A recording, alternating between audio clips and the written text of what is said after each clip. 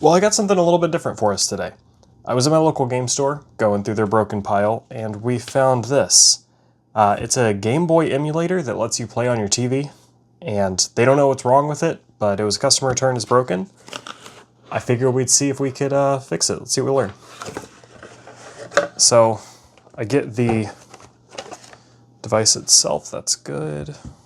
Controller, and the cable on the controller looks good. Okay, so it's probably not that. The world's smallest HDMI cord. I think it's a foot. Presuming it's a power cable, and then this looks like it must be just manual. Let's get power delivered. There's a chance this isn't broken. I just get the sense. Oh, there's an SD card in here. It's bent. No, that wasn't scripted or edited. The universe just thinks it's funny. Okay, that might be my issue. Let's set that aside, get our power delivered, and then just any Game Boy game? I mean, I think this one's my favorite. So we'll test out that thing. Just like that, and then I hit power. Okay, I have a blue light right there, and then a red light right there, but I'm not getting a display anywhere.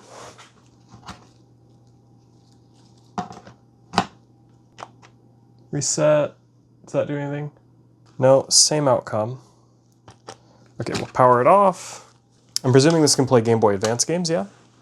Let's see if Darren's copy of Dragon Ball Z will work for me.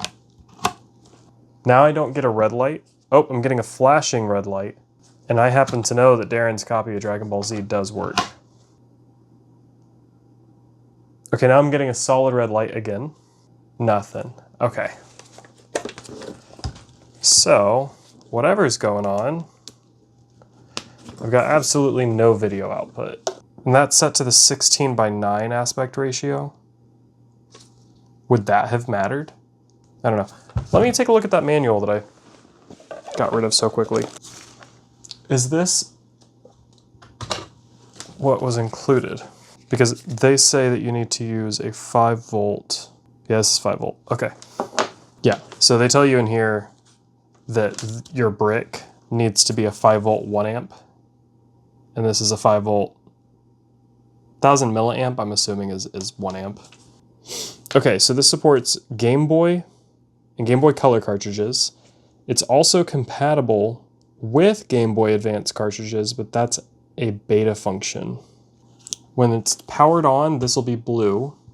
When it detects a cartridge and it's in use, this will be red. When it doesn't detect a cartridge at all, this will be off. Gotcha, okay, so this is actually super important. It stores all the important files for this thing to function. So if I put that back in, I'm assuming this doesn't work because it's been destroyed. I've changed our aspect ratio to 4:3 because I can. And then don't worry about that. Then we'll plug our power in, turn our power on. And then, yeah, it's the same deal. I don't get any video out. I think we can pretty safely assume that what needs to happen is that SD card needs to be replaced. It's just a 512 megabyte, so I'm not concerned about being able to find one. The question is, can I get the data that's supposed to be on there from somewhere else? Okay, after looking on their website, they actually do have the files for me to download.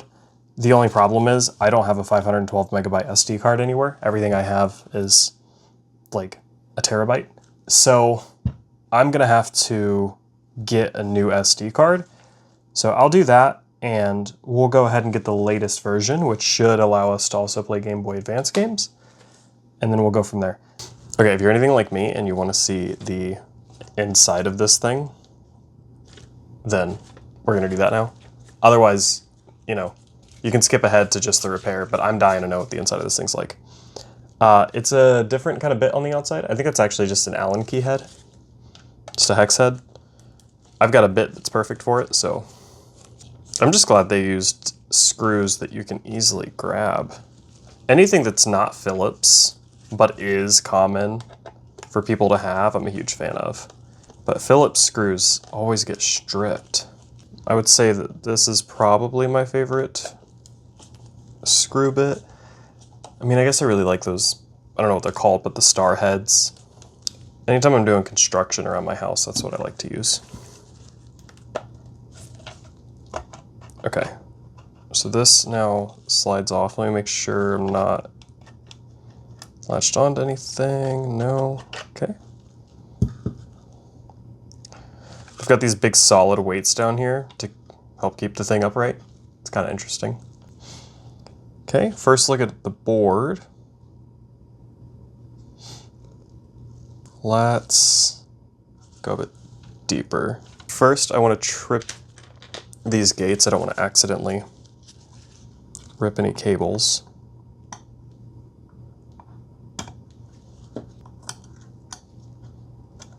And then just a Phillips head to take us a bit deeper. I'm going to try a 0.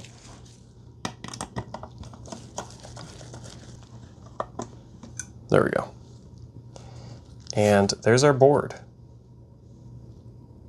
What's interesting is that they have this through-hole capacitor, but they're treating it like a surface-mounted capacitor. And that kind of defeats the purpose, man. The whole, to me at least, the whole benefit of a through-hole capacitor is the fact that I can actually see the bottom of it to get an idea of if it's still good or not. The heat sink is interesting.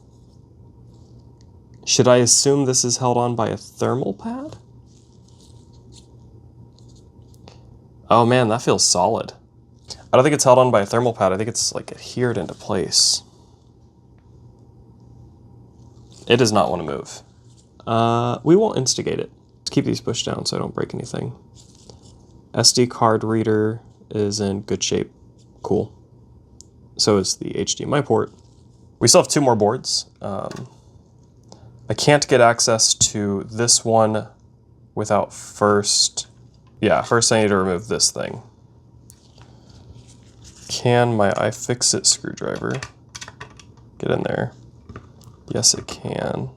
I'm trying not to scratch the plastic with the knurling on the screwdriver, because that wouldn't be very cash money of me.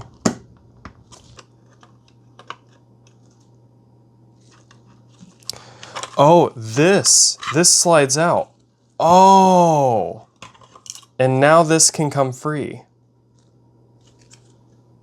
That's actually really clever. Good for them. And this just pops right out. Oh, these are just LEDs. Okay, that's what these 2 things are. Well, let's get a better look at this board then. So far, all of the internal screws have been the exact same. That is the kind of thing that I love. Okay, this side of the board's really straightforward, just a couple of switches and our USB.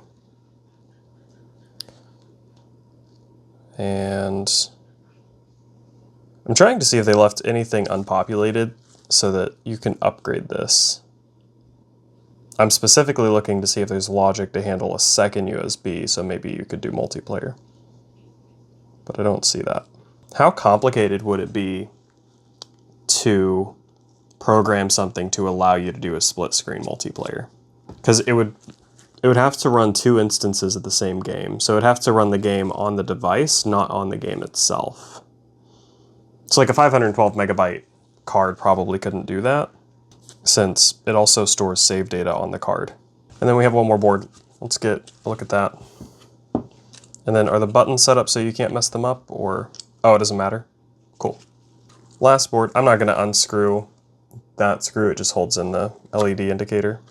These are different screws. They have, I don't know what the actual term is, but basically built-in washers. So in total we have 3 different types of screws, it appears. And then this should now come out. There we go. Thankfully it's stuck in there pretty well. And we can see a tremendously high quality solder job actually. So wherever they're getting their boards fabricated, they're doing a great job. And then a blob chip. It's actually Interesting to see. Couple unpopulated resistors. Here, here. And then what are those? Let me bring you guys in. What are Qs? I looked it up. For some reason, Q represents transistor. There's quite a few unpopulated resistors, as well as a capacitor there, and then a chip. Wonder what that chip was supposed to handle. Seriously, the solder quality. See, this capacitor makes sense. I can actually see the bottom of it, so I'll know when it goes bad. Anyways, that's what the inside of it looks like. Okay. So I've got the new SD card in, which it took forever to find a 512 megabyte SD card, let alone for one to get here. But we got one, and I got some spares in case I somehow managed to break this one in half too. We're gonna go ahead and install the software now, the firmware, whatever. I'll link all this down in the description, and they also give you step-by-step directions here on their website. I'll still show you guys how we're doing this anyways. So I'm gonna download the version 1.2 so that we can play Game Boy Advance games.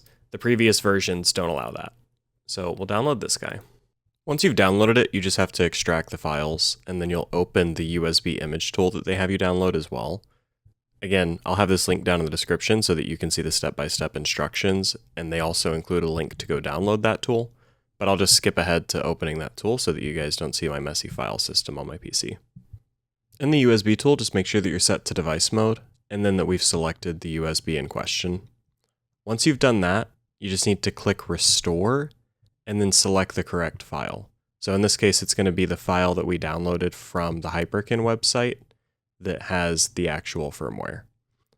Once you've selected that, it'll do everything for you automatically, and then you just need to safely eject your media. Let's see if that sorted us out. So we just have to remove our old SD card.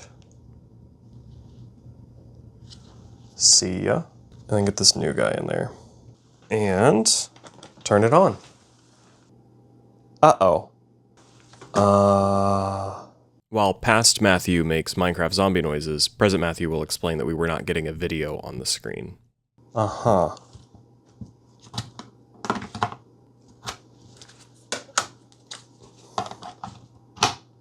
This red light is doing a lot of flashing.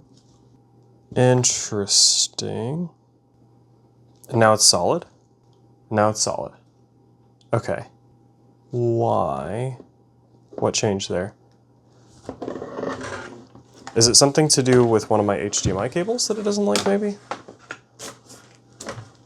Let's try no splitter. Let's go into you guys first. We'll try that 8K cable. Okay, you guys get no signal. I expected that to be the case, and I'm assuming I won't get any signal on this screen either. Oh, I do. That's annoying. It's like just launched. So does it not launch unless it likes the HDMI? That's my first question. It doesn't launch unless it likes the HDMI. I'm going to spare you guys from watching me try to figure out what is going on here, because it's actually not a problem with the console right now. The problem was with my setup. It just didn't like my capture card. So once I swapped it out for a different capture card, we were fine, and I was able to get a signal that you guys can see. So enjoy. Okay, cool. So it is loading. Dude, this is really cool. So obviously this works.